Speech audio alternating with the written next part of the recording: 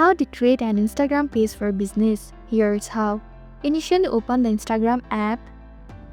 You can create an account using business email, phone number, or Facebook account. Type in your business email or phone number and click next. You enter the confirmation code that has been sent to your email. Then again tap next. Moreover, create a strong and unique password. Click on the next button to proceed. You enter your full business name.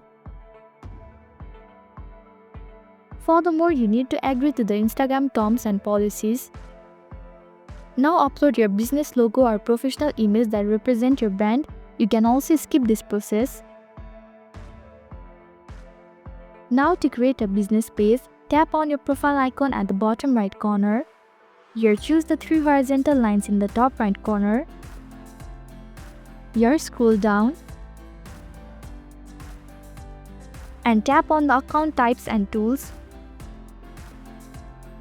Select switch to professional account. Pick the category that best represents your brand.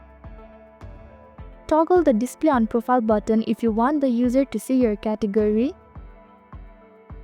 And tap on the switch to professional account button at the bottom. Here make sure to choose business and tap on the next button.